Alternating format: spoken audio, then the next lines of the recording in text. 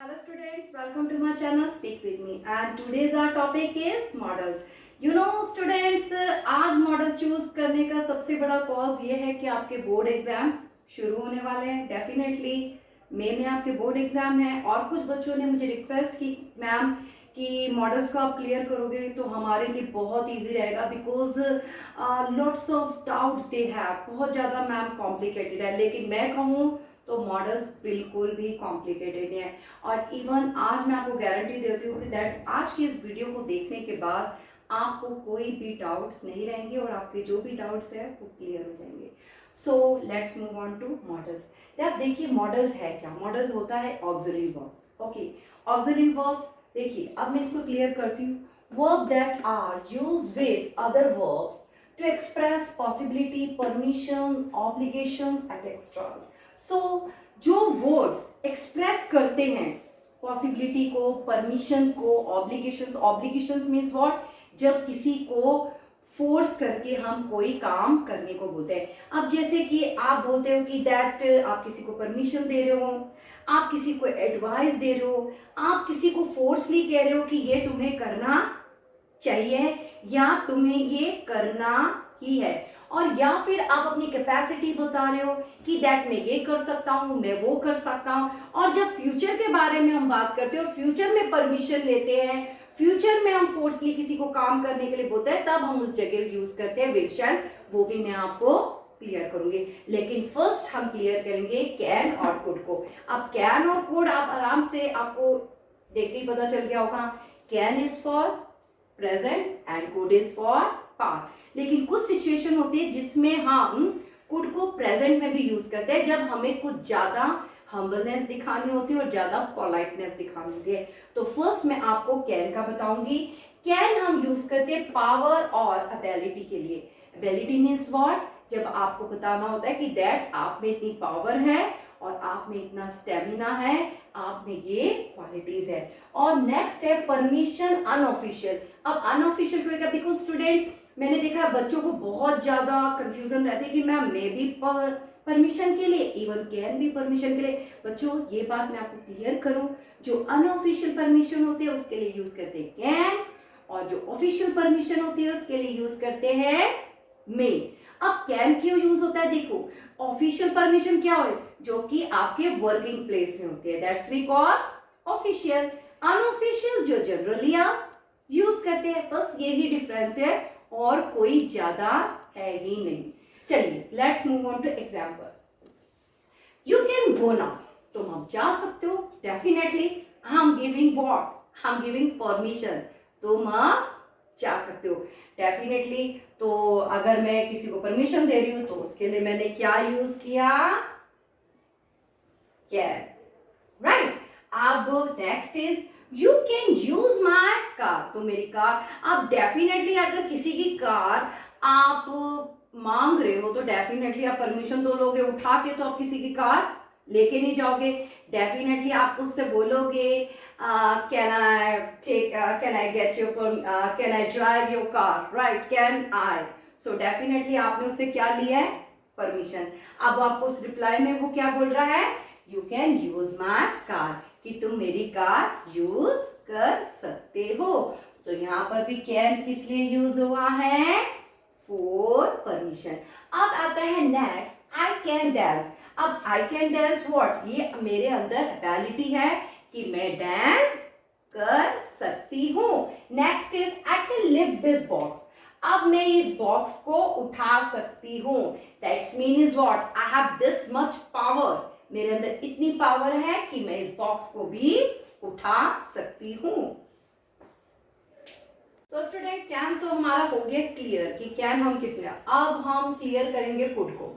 अब जो कुड होता है ये क्या है, कैन का है पास्ट. तो definitely can for present and could is for past. लेकिन स्टूडेंट जैसा कि मैंने फर्स्ट बोला कि कुड आपका प्रेजेंट में भी यूज होता है जब आपको दिखानी है पोलाइटनेस और हम्बलनेस.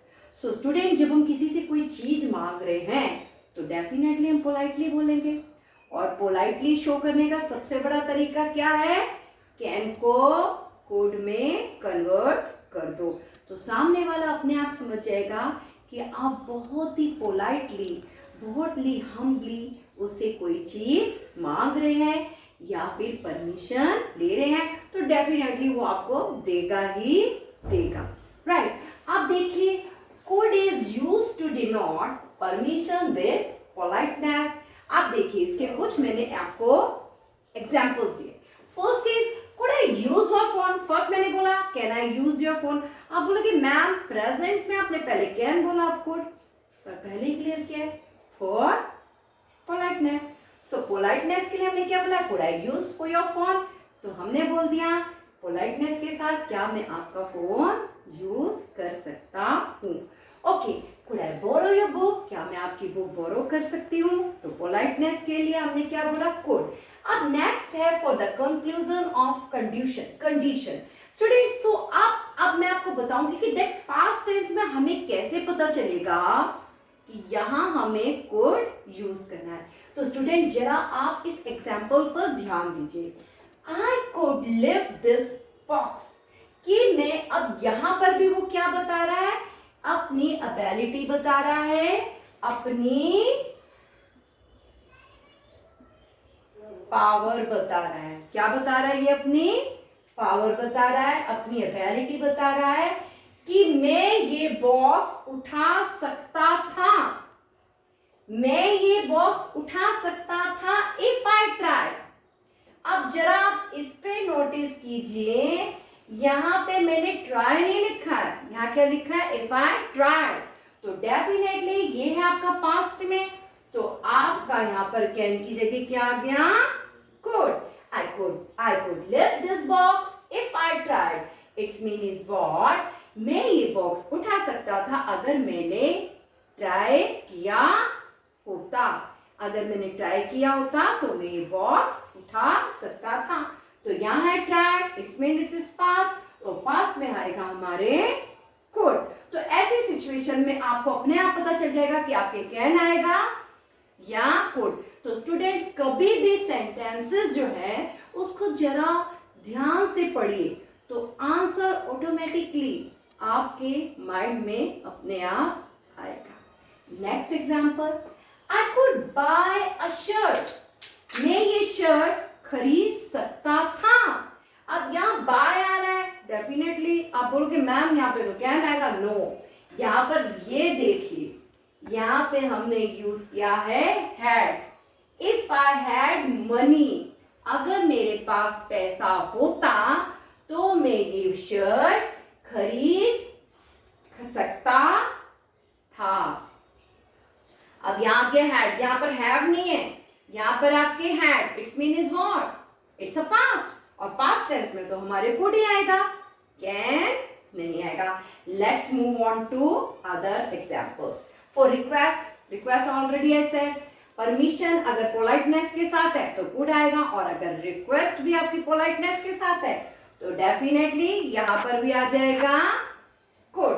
अब देखिए, कुछ टेल मी द टाइम, क्या आप मुझे टाइम बता सकते हैं, तो डेफिनेटली आप किसी से पूछ रहे हो, और किसी अननोन पर्सन से अगर आप कोई चीज पूछ रहे हो सडनली, कुछ टेल मी द टाइम, सो आप उसके साथ पोलाइटली और रिक्वेस्टली ही पूछोगे, आप उसको ऑर्डर तो नहीं दे सकते।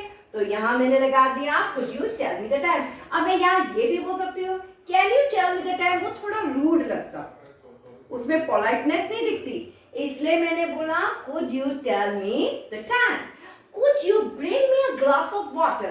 अब आप यहाँ क्या कर रहे हो, किसी को ऑर्डर दे रहे हो, किसी से ऑर्डर नहीं दे रहे हो। आप जब किसी से कोई चीज मंगवा रहे हो, इट्स मीन ये मैनर्स में आते हैं कि आप उनसे रिक्वेस्टली वो चीज मांगे।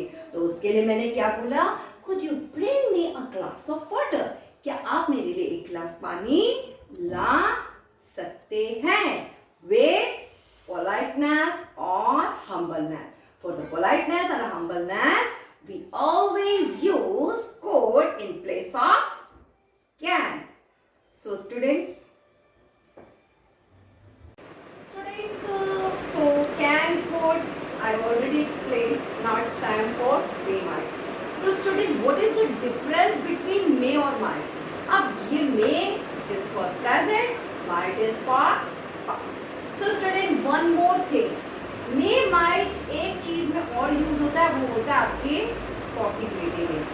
जब स्ट्रॉन्ग पॉसिबिलिटी होती है that time we use what, may, और अगर रिमोट पॉसिबिलिटी होती है तब हम यूज करते हैं माइट। ओके, एंड इवन आपकी अगर विशेस वगैरह होती है उसके लिए भी हम मे यूज करते हैं। सो अब मैं एग्जाम्पल्स के थ्रू आपको ये क्लियर करूंगी। May is use to denote, may is use to denote permission, permission but official, unofficial, can is for unofficial, and for official permission we use what, may. So now I'm giving you example. You may go now. Its mean is what, I am giving permission. मैं आप permission दे रही हूँ कि तुम आप जा सकते हो. So how I said, you may go now. Now the next, may I come in, ma'am? Definitely official permission. So what I said, may I come in. Okay. And the one more thing I said कि आपकी ये possibility के लिए use होता है. Possibility means what? जब हमें किसी चीज की possibility होती है कि that ये चीज हो सकती है. अब इसका एक एग्जाम्पल मैं आप छोटा सा एग्जाम्पल देती हूँ. It rain today. It may rain today. Its mean is what? कि आज बारिश हो सकती है. ये है आपकी स्ट्रॉन्ग पॉसिबिलिटी. और इसी की जगह अगर मैं बोलूं it might rain today, so it's mean is what, कि पॉसिबिलिटी कम है. और ज्यादा के लिए में और स्मॉल पॉसिबिलिटी के लिए माइट. और वैसे हम में यूज करते हैं प्रेजेंट के लिए और माइट यूज करते हैं past. Let's move on two example. His statement may be true. Its mean is what? कि उसके जो statements है वो true हो सकते हैं. Strong. Its mean is what? We are sure about it. And now, his plan may succeed. Its mean is what? उसके जो plan है वो succeed हो सकते हैं. Okay.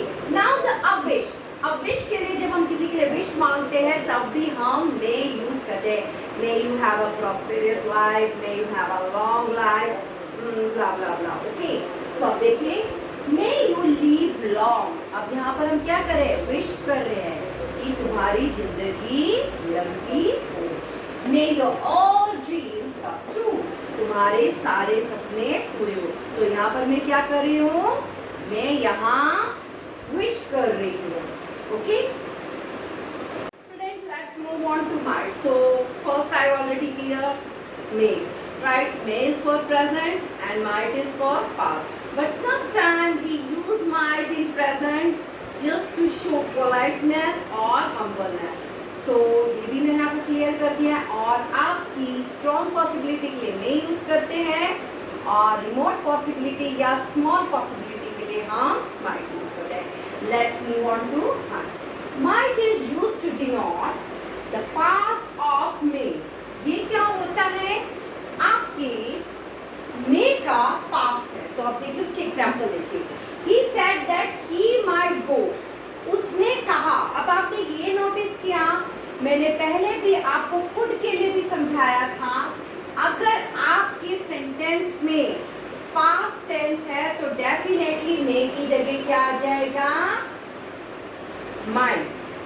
उसने कहा, he said, comma, that he might go, sorry, he will come, that he might go. Its mean is what? वो जा सकता था. Right. Now the next, he thought that he might help her. उसने सोचा. It's mean is what, सोचा. अब यहाँ देखिए थिंक की जगह क्या है, थॉट. और अगर यहाँ थॉट है तो डेफिनेटली मे की जगह क्या आ जाएगा, might. He thought that he might help her.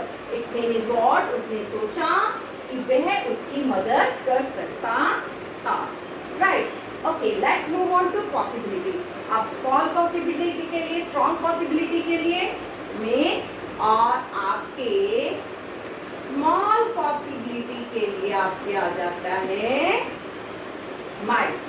Okay, let's move on two example. He might pass this year. It's mean is what, यहाँ बहुत ही कम पॉसिबिलिटी, कम चांसेस है कि वो इस साल पास हो सकेगा, right. He might reach here this evening, it's mean is what, कि यहाँ पर बहुत ही कम पॉसिबिलिटी है कि वो यहाँ पहुंच सके।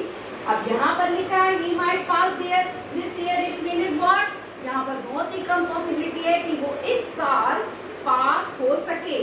और नेक्स्ट में क्या लिखा है, he might reach here this evening, it's mean is what, कि बहुत ही कम पॉसिबिलिटी है कि वो यहाँ पहुंच सके। So see the difference between may और might. Okay, may is for present, might is for past. May is for strong possibility and might is for remote possibility, otherwise small possibility. Or even whenever you just want to show humbleness or the politeness, we can use might even in present tense. Let's move on to another. Right. Now the next is what? Politeness, permission. Its mean is what? Permission with politeness. Right. Might I have your pen? Its mean is what? क्या मैं तुम्हारा pen ले सकता हूँ? Right. But here I use what? M-I-G-H-T. Might. Its mean is what? I'm just showing the sweetness. मैं बहुत ही sweetly पूछती हूँ, क्या मैं आपका पेन ले सकती हूँ? तो डेफिनेटली किसी की कोई चीज़ बोरो कर रहे हैं और तो definitely we will use some these kinds of words. उसको कन्विंस करने के लिए हम कैन की जगह वुड लगा देते हैं और मे की जगह लगा देते हैं might. Let's move on to more auxiliary verbs, right? Till now we talk about can, could, may, might, right? So now it's time for must, have to, had to, has to and should. Student इसमें student बहुत confuse रहते हैं कि ma'am should कहाँ use करना है, must कहाँ use करना है, हैव टू याद करना। So I clear it, right. Must हम यूज करते हैं जब बहुत ज़्यादा फोर्सली किसी काम को करने के लिए हम किसी को कहते हैं कि अगर वो ये काम नहीं करेगा तो उसे बहुत बड़ा नुकसान हो सकता है, तो उसे ये करना ही चाहिए। तो जब बहुत ज़्यादा हम फोर्सली किसी को कुछ कहते हैं, that time we use what? Must. और जब हम किसी को एडवाइस देते हैं, that time we use what? Should. और जब हैव टू है, हैव टू हम बोलते हैं वो मस्ट से थोड़ा कम होता है। It's mean is what? हम इतना ज़्यादा फोर्सली किसी को नहीं बोल रहे हैं, that time we use what? Have to. और जब बहुत ज़्यादा फोर्सली किसी को करने के लिए बोल रहे हैं, that time we use must. और एडवाइस के लिए हम यूज करते हैं शुड। जब हमारे सेंटेंसेस चाहिए चाहिए चाहिए पर खत्म होते हैं, that time we use should. तुम्हें करना ही है, that time we use what? Must. और तुम्हें करना है, that time we use what? Have to, has to, had to. Had to is for past and has to you know well. Tenses मैंने बताया है कि has to be use for he, she, it and have is for I, we, you, they. Okay, let's move on to example. So first is necessity and the obligation. We use what? Must. Let's see the example. This is my example. You must be back by evening. So जब हम किसी को warning देते हैं कि तुम्हें शाम तक कैसे भी आना ही है, it's mean you have no other excuse. तुम्हें आना है तो आना है। तो यहाँ पे मैं बहुत ज़्यादा फोर्सली बोल रही हूँ, तो मैंने क्या बोला? You must be back by evening. और इसी की जगह अगर मैं मस्ट यूज करती, हैव टू यूज करती, तो हैव टू का मतलब क्या हो जाता है? इट्स मीन मैं इतना ज़्यादा फोर्सली आपको नहीं बोल रही, मैं बोल रही हूँ तुम्हें आना है शाम को, बट इतना ज़्यादा आपके ऊपर फोर्स नहीं किया जा रहा है। तो यहाँ है you must be back by evening, it's mean by लग गया, इट्स मीन इज व्हाट? शाम तक तुम्हें पहुँचना ही है। The student must bring their books, it's mean is what? अगर आप बुक नहीं लाओगे तो यू विल बी पनिश्ड, आपको पनिशमेंट मिलेगी। So the obligations are there in this sentence. Now the has to, have to, had to. अब has is for he, she, have is for I, we, you, they, and had is for past tense. Let's move on to example. You have to do this work. Its mean is what? तुम्हें ये काम करना है. But now मैं इतनी ज़्यादा फोर्सली नहीं बोल रही जितना मैंने मस्ट में बोला था. Okay, you have to complete this homework. तुम्हें ये होमवर्क करना है. लेकिन इसी की जगह अगर मैं ये बोल देती, you have to complete this homework by evening. It's mean is what? मैंने आपको एक टाइम पीरियड दे दिया है कि इस टाइम पीरियड तक आपका काम हो जाना चाहिए. ओके, अब जैसे आपको मालूम है now the pandemic time, right? So covid, due to this covid we always said these words to students that you must wear mask. Without mask you can't enter in your school. So it means is what? कि मैं आपको फोर्सली बोल रही हूँ, अगर आप mask नहीं पहनोगे तो आपको ये कोई भी, आपको जो अभी कोविड है, आपको इन्फेक्शन हो सकता है. So I always say you must wear mask because without mask no entry. Okay, now the next. Now should we use for advice. Now see the example. We should keep our environment clean. So we should, it means what? हमें करना चाहिए. Now it's on you. करो या नहीं करो, आपके ऊपर कोई ऑब्लिगेशन नहीं है. It's just a advice. Now the next. We should go now. हमें अब जाना चाहिए. तो मैं आपको फोर्सली नहीं बोल रही हूँ, लेकिन यहाँ मैंने बाय लगाकर, और जब आपको उस काम को ना करने से कोई लॉस हो रहा है, that time we use what? Must. और जब हम आपको बस करने के लिए बोल रहे हैं कि तुम्हें करना है, जरूरी करना है, हैव टू, और अगर हम ऑब्लिगेशन लगा रहे हैं और उसके साथ ये भी शो कर रहे हैं कि दैट अगर ये नहीं करोगे तो आपको ये नुकसान हो जाएगा, that time we use must. And should we use for advice. Student, that's all for today, and in my next video I'll clear you the use of their, need and will shall. Till then, keep practicing and don't forget to like, subscribe and share it. Thank you so much.